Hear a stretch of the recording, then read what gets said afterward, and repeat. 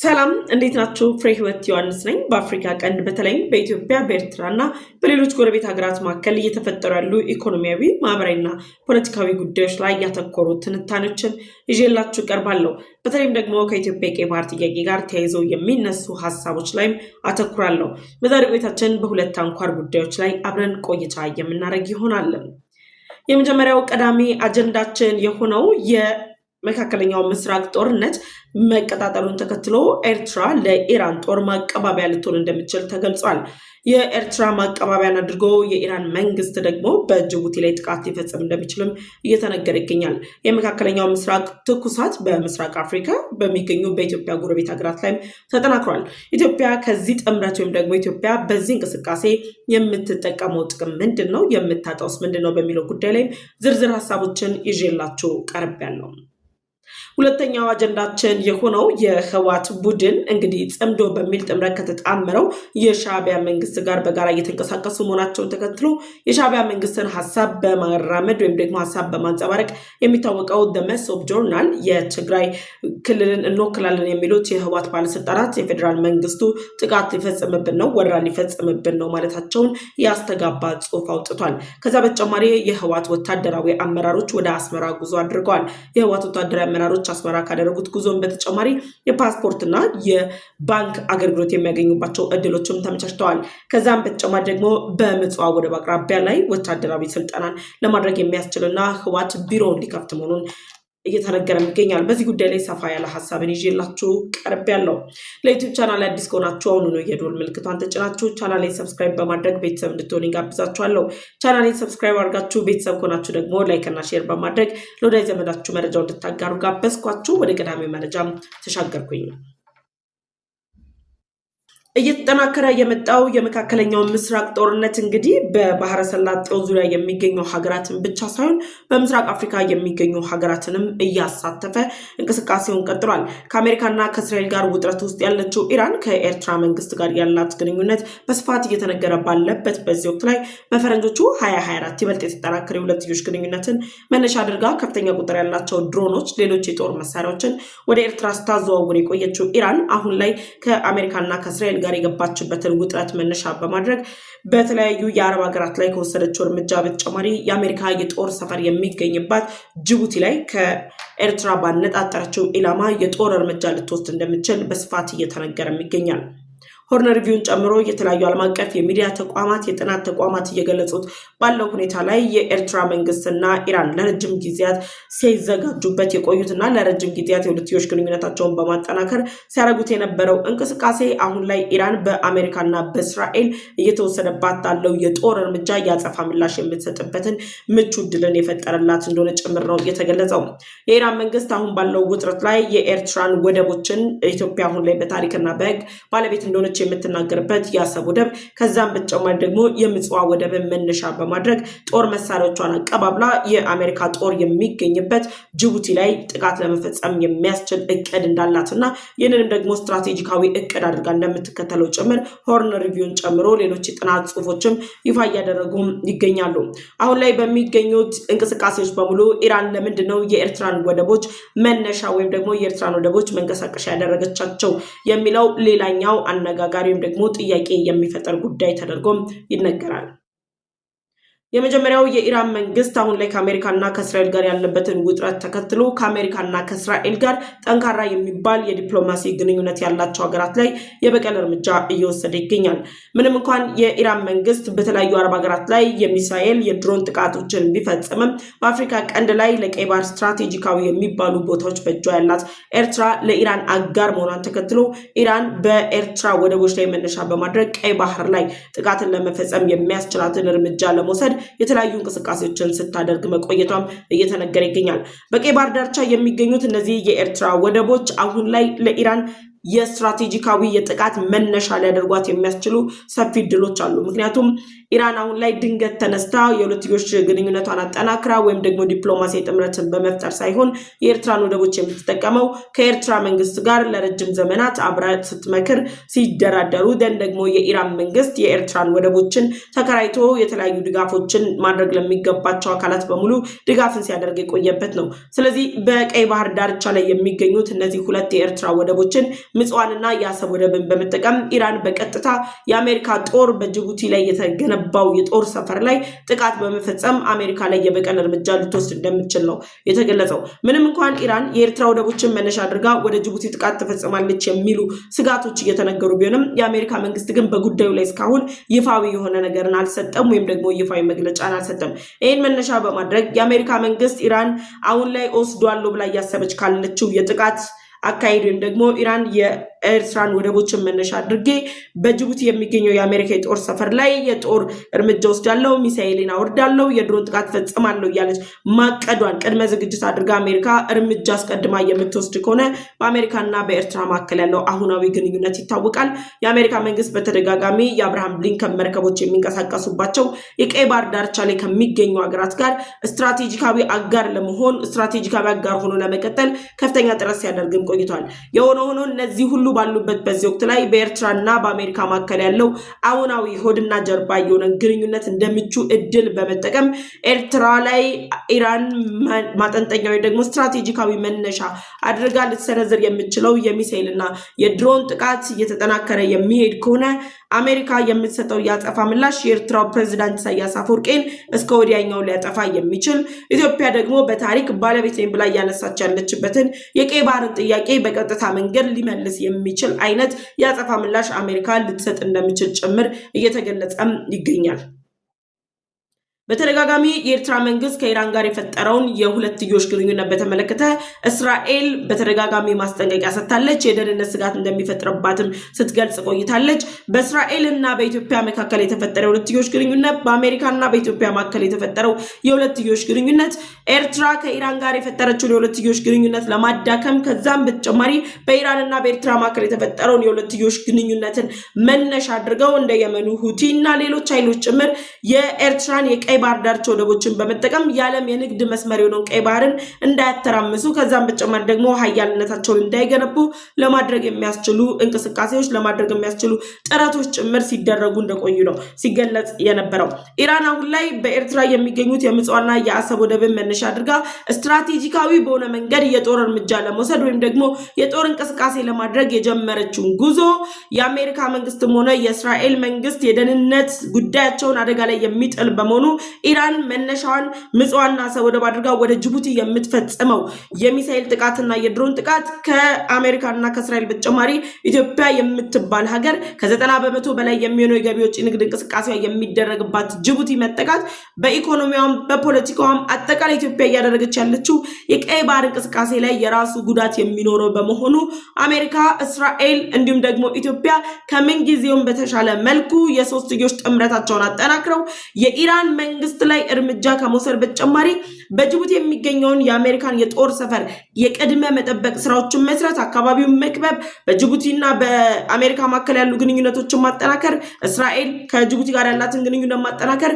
ደግሞ ኢትዮጵያ የምትባለው ሀገርም ደግሞ ወደ ቀይ ባህር የምታደርገውን ጉዞ የሚደግፉ ሀገራት ጋር የመተባበር አይነት ኃላፊነቶች ሊበዙባት እንደሚችሉ ጭምር እየተነገረም ይገኛል።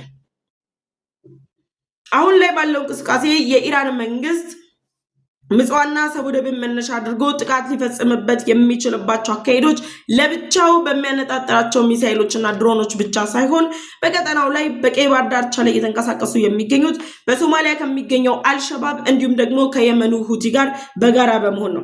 ይህ ማለት ደግሞ የመንና ኤርትራን ማዕከል አድርጎ የኢራን መንግስት የሚፈጽመው ጥቃት የዓለምን የንግድ ስርዓት የዓለምን የንግድ የባህር ትራንስፖርትን የሚያስተጓጉልና ኢኮኖሚያዊ ስብራት ፖለቲካዊ ስብራትን ፈጥሮ በአፍሪካ ቀንድ ላይ ኃይላቸውን ለመገንባት ራሳቸውን ለማሳየት እየተንቀሳቀሱ የሚገኙትን እና አሜሪካና እስራኤልን ጨምሮ ሌሎች ሀገራትን ጭምር አሁን ያለውን ደህንነታቸውን አደጋ ላይ የሚጥል ነው። ለዚህም ነው ኢትዮጵያ አልሸባብን ባለፉት ዓመታት በሶማሊያ ክልል ውስጥ እንደ ልቡ እንዳይንቀሳቀስ በሶማሊያ መንግስት ውስጥ እንደ ልቡ እንዳይቦርቅ የአፍሪካ ቀንድን የደህንነት ስጋት እንዳይጋረጥ ስትከታተል የቆየችው ስታደርገው የነበረውን ጥረት ስታደርግ የነበረችው የአፍሪካ ሰላም ማስከበር ኃይል ዋጋ ሲከፍል የነበረው ሶማሌ ክልል ውስጥ ያለው ውጥረት ሁሉ ማጠንጠኛ እነዚህ ምክንያቶች እንደሆኑ ጭምር ሲገለጽ ቆይቷል። ለዚህም ነው አሁን ላይ ባለው እንቅስቃሴ ከየመን እና ከኤርትራ መነሻ በማድረግ የኢራን መንግስት ወይም ደግሞ የኢራን ጦር የሚወስደው እርምጃ የባህር ላይ ትራንስፖርቶችን ከማስተጓጎል በተጨማሪ ዓለም አቀፋዊ ሁኔታዎችን የሚያዛባ በመሆኑ እስራኤልና አሜሪካ ይህንን እንቅስቃሴ የሁለትዮሽ ጥምረት የኢራንና የኤርትራን ጥምረት በቀላሉ የሚያዩት አይደለም። ለአሜሪካ የኢራኑ ሃይማኖታዊ መሪ አያቶላ ካሚኒና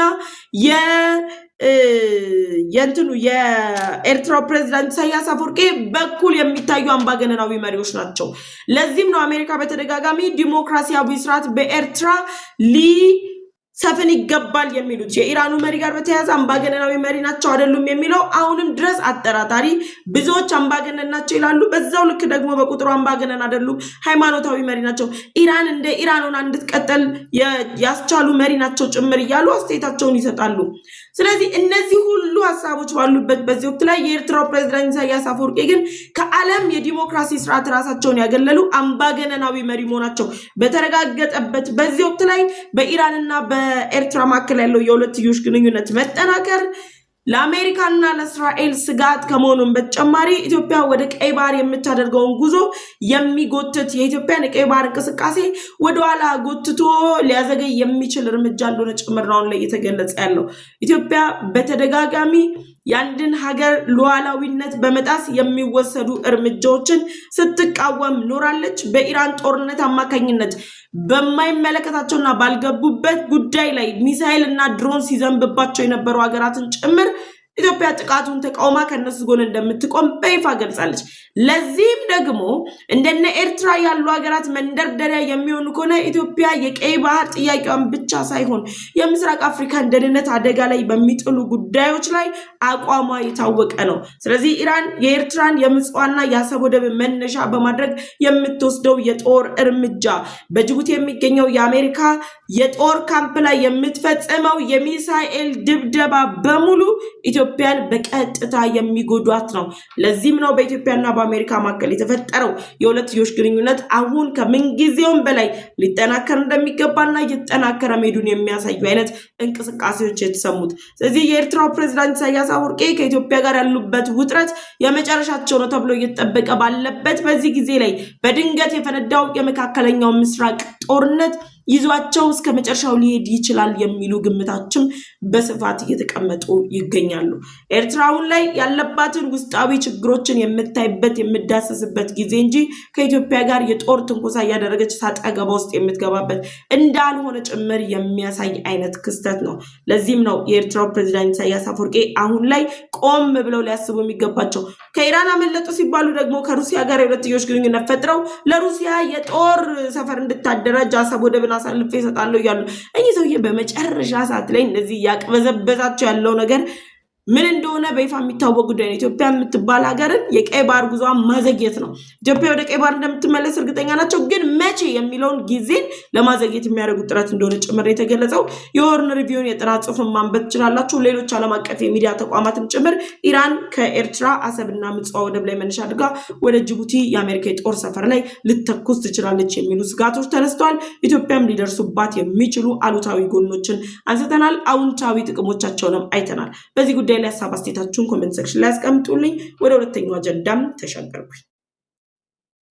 ሁለተኛው አጀንዳችን በኢትዮጵያ የቀይ ባህር ጥያቄ ብቻ ሳይሆን የኢትዮጵያ ዲሞክራሲያዊነት የኢትዮጵያ ሉዓላዊ ሀገር ሆና የመቀጠሏ ጉዳይ የሚያበሳጫቸው የኤርትራ መንግስት ባለስልጣናት የኢትዮጵያን የቀይ ባህር ጥያቄ ለማዳከምና ውስጣዊ ግጭቶችን ለመፍጠር በሚያደርጉ ጥረት ላይ አጠናክረው በቀጠሉባቸው መንገዶች ላይ እንግዲህ አዳዲስ የሆኑ መረጃዎች ይፋ እየወጡ ይገኛሉ። ህወሓት አሁን ላይ በትግራይ ክልል አዋሳኝ ያሉ አካባቢዎች ላይ የጦር ትንኮሳ ከማድረግ በተጨማሪ ጦርነትን ለመጀመር ለመጀመር ከፍተኛ ጥረት እያደረገ እንደሆነ ጭምር ሲገለጽ ቆይቷል። እነዚህ ሁሉ ውጥረቶች አሁን ላይ ተሰብስበው በህወሓትና በሻዕቢያ መንግስት መካከል የተፈጠረው የሁለትዮሽ ግንኙነት ጸምዶ ወይም ደግሞ ወንድማማቻዊ ግንኙነት ሳይሆን ወታደራዊ ግንኙነት መሆኑን በይፋ ያረጋገጡ አይነት እንቅስቃሴዎች ተደርገዋል። አሁን ላይ ባሉ ሁኔታዎች ላይ እንግዲህ የኤርትራ መንግስት ሐሳብ በማንጸባረቅ የኤርትራ መንግስት ፖሊሲዎችን የኤርትራ መንግስትን ውሳኔዎችን ኤርትራ በኢትዮጵያ ላይ የምትከፍታቸውን ዘመቻዎች ሁሉ በማንጸባረቅ የሚታወቀው የኤርትራው ደመሶብ ጆርናል የተባለ ሚዲያ በይፋ የህወሓት የፖለቲካ ኃይሎች ኢትዮጵያ በትግራይ ክልል ላይ ጦርነት እያዘጋጀች ነው፣ የፌደራል መንግስቱ ጦርነት ሊከፍትብን ነው፣ የፕሪቶሪያውን ስምምነት ከመፈጸም ይልቅ ሁለተኛ ዙር ጦርነት ሊከፍትብን ነው፣ ለዚህ ደግሞ አደገኛ የጦር መሳሪያዎች ወደ ድንበር እየተጠጉ ነው፣ የመከላከያ ሰራዊት ወደ ትግራይ እየገባ ነው የሚል ሐሰተኛ ፕሮፓጋንዳቸውን የህወሓት አመራሮችን ፕሮፓጋንዳ ደመሶብ ጆርናል በራሱ ገጽ ላይ በጣም ቀባብቶ አቅርቦታል። በነገራችን ላይ በተደጋጋሚ የኢትዮጵያ መንግስት የኤርትራ መንግስት በትግራይ ክልል እያደረገ ያለውን እንቅስቃሴ የኤርትራን ሰራዊት ከትግራይ ክልል እንዲያስወጣ በኢትዮጵያ የውስጥ ጉዳይ ላይ ጣልቃ እንዳይገባ ጭምር የውጭ ጉዳይ ሚኒስትር ዶክተር ጌዲዮን ጢሞቴዎስን ጨምሮ ሌሎች ከፍተኛ ባለስልጣናት መልእክታቸውን አስተላልፈዋል። ጠቅላይ ሚኒስትር ዶክተር አብይ አህመድ ደግሞ ከቀናት በፊት በትግርኛ ቋንቋ በኢትዮጵያ ዜና አገልግሎት ሚዲያ ላይ ያደረጉት ቃለ መጠይቅ ላይ ህወሓት ያበቃለት ቡድን መሆኑን የፌደራል መንግስቱ የትግራይ ህዝብንና ህወሓትን ለይቶ የሚያይ መሆኑን ገልጸዋል። ለዚህም ደግሞ የኤርትራ መንግስት እያደረገ ያለው ጣልቃ ገብነት አዋጭ እንዳልሆነና አሁንም ድረስ ለዲፕሎማሲ መንገዶች እንዳልተዘጉ በሮች እንዳልተዘጉ የሚገልጽ ቆይታን አድርገዋል። እነዚህ ባሉበት በዚህ ወቅት ላይ ደመሶብ ጆርናል እንግዲህ የፌደራል መንግስቱ በህወሓት ላይ አላለም በትግራይ ላይ ጦርነት ሊከፍት ነው የሚል ዘገባን እያወጣ ባለበት በዚህ ወቅት ላይ እንግዲህ ታማኝ የመረጃ ምንጮች እና ከህወሓት ጋር ቅርበት ያላቸው መረጃዎችን የሚያወጡ አካላት እያጋሩት ባለው መረጃ መሰረት የህወሓት ወታደራዊ አመራሮች ወደ አስመራ ጉዞ አድርገዋል። በትናንትናው ዕለት ደግሞ ጊዜያዊ አስተዳደሩ ጀነራል ታደሰ ወረደን ጨምሮ ሌሎች ከፍተኛ ባለስልጣናት ከጠቅላይ ሚኒስትር ዶክተር አብይ አህመድ እንዲሁም ደግሞ ከጠቅላይ ሚኒስትር ዶክተር አብይ አህመድ የምስራቅ አፍሪካ ጉዳዮች አማካሪ አቶ ጌታቸው ረዳ ሌሎች ከፍተኛ አመራሮች ጋር በጋራ በመሆን ምክክር አድርገዋል። በነገራችን ላይ አዲስ አበባ መጥተው እነዚህ አካላት ከጠቅላይ ሚኒስትሩ ጋር ምክክር ሲያደርጉ የህወሓት ከፍተኛ ወታደራዊ አመራሮች ናቸው እነዚህን አካላት የመረጧቸው። እነዚህን አካላት ሲመርጧቸው የመረጡበት ዋነኛ ምክንያት አሁንም የጦር ጥቃቱ ወይም ደግሞ የጦር መሳሪያ ትንኮሳው በኤርትራ በኩል እንደማይጀመር በማረጋገጥ ህወሓት ራሱ ጦሩን ተንኩሶ በትግራይ ክልል ላይ ጦርነት ለመክፈት ካላቸው እቅድ የተነሳ መሆኑ ጭምር ተገልጿል። ለዚህም ነው ያሉ እንቅስቃሴዎች የትግራይ ክልል አሁንም የተፈናቃዮችን ጉዳይ በማንሳት እነ ጀነራል ታደሰ ወረደ የፋይናንስ ችግሮችን በማንሳት በትናንትናው ዕለት ደግሞ ጥሪ የተደረገው ከፍተኛ የተቋማት ላይ የሚሰሩ የመንግስት ሰራተኞች ከደሞዛቸው ላይ 20% እንዲያዋጡ ለተፈናቃዮች ሕክምና በሚል ሽፋን እየተደረጉ ያለ ገንዘብ ማሰባሰቦች በይፋዊ ደብዳቤ ህወሓት በትኖ ጦር ሰራዊቱን ለማጠናከር ሎጂስቲኩን ለማደራጀት የሚያደርገውን ጥረት እያደረገ ባለበት በዚህ ወቅት ላይ አዲስ አበባ መጥተው የተፈናቃዮችን ጉዳይ አጀንዳ አድርገው አውርተዋል።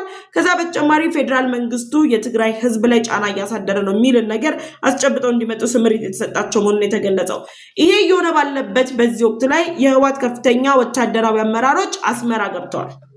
አስመራ የገቡት የህወሓት ከፍተኛ ወታደራዊ አመራሮች አጀንዳቸው ምን ነበረ ካለን የመጀመሪያው ቀዳሚ አጀንዳቸው ህወሓት የፖለቲካ ቢሮውን ትግራይ ክልል ላይ አሁን ላይ ባለው እንቅስቃሴ ተቀባይነት እያጣ መምጣቱ እየተዳከመ መምጣቱ ደግሞ የምርጫ አካሄድም ደግሞ እየተጠናከረ መጥቶ ምርጫ ቦርድ የወሰናቸው ውሳኔዎች ህወሓት ህጋዊ አካልነቱን መሰረቱን መነሻ በማድረግ በአስመራ የፖለቲካ ቢሮ ለመክፈት የሚያስችል ንግግር ከኤርትራ መንግስት ባለስልጣናት ጋር አድርገዋል።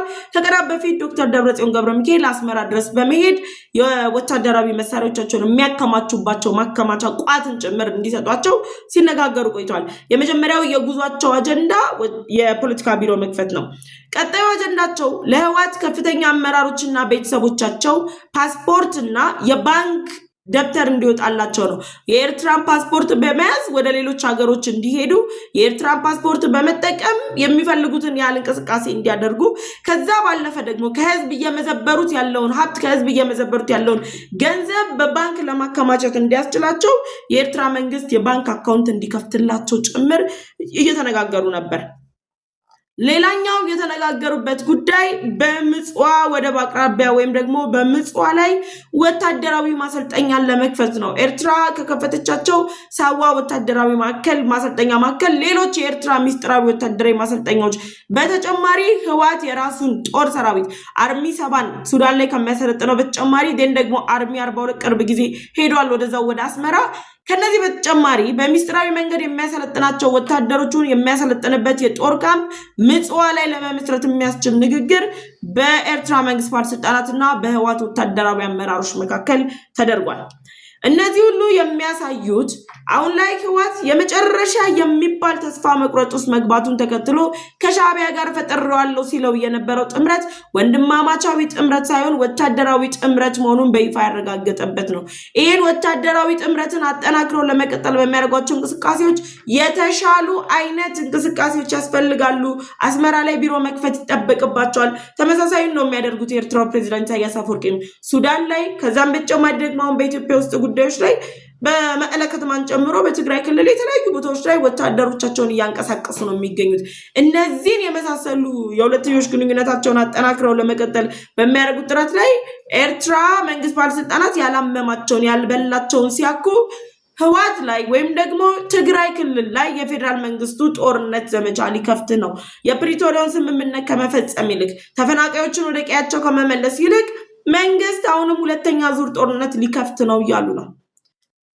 የፌዴራል መንግስቱ በትግራይ ክልል ሊከፍት ነው የተባለውን ጦርነት ህወሓት ብቻ ሳይሆን ራሱ የኤርትራ መንግስት በጉጉት ነው የሚጠብቀው። ምክንያቱም ኤርትራ ከራሷ ግዛት ከራሷ ክልል በኢትዮጵያ ላይ አንዲት እንኳን ጥይት ብትተኩስ ተጠያቂ እንደምትሆን ስለምታውቀው ህወሓት ጦርነቱን ለኩሶት ጦርነቱ በኤርትራ ላይ ኪሳራ እንዳያመጣ በኤርትራ ላይ ውድመት እንዳያመጣ የኤርትራ ህዝቦች እንዳያልቁ ህወሓት በሚለክሰው ጦርነት ላይ ከኢትዮጵያ በተነሳ ጦርነት የውክልና ጦርነት ማድረግ ስለሚፈልግ አሁን ላይ እየተደረጉ እየሄዱ ያሉ እንቅስቃሴዎች የውክልና ጦርነቶችን የመፍጠር ስለሆኑ ህወሓት ግጭቱን እንዲፈጠር ሻዕቢያ ህወሓትን በሚችለው መጠንና በሚችለው አቅም እየደገፈ ነው ያለው።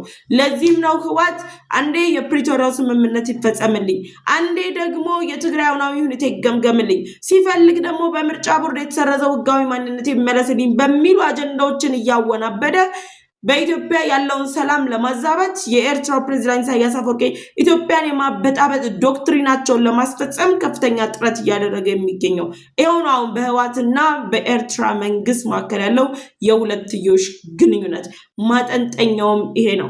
በዚህ ጉዳይ ላይ ሀሳብ አስተያየታችሁን ኮሜንት ሴክሽን ላይ አስቀምጡልኝ። አብሬያችሁ የቆየሁት እኔ ፍሬህይወት ዮሐንስ ነበርኩኝ። ለዩቲዩብ ቻናል አዲስ ከሆናችሁ የደወል ምልክቷን ተጭናችሁ ቻናሌን ሰብስክራይብ በማድረግ ቤተሰብ እንድትሆኑ ጋብዛችኋለሁ። ቻናሌን ሰብስክራይብ አድርጋችሁ ቤተሰብ ከሆናችሁ ላይክ እና ሼር በማድረግ ለወዳጅ ዘመዶቻችሁ እንድታጋሩ ጠይቃለሁ። በቀጣይ በሌሎች መረጃዎች ተመልሼ እመጣለሁ። መልካም ጊዜ፣ ቸር ቆዩ።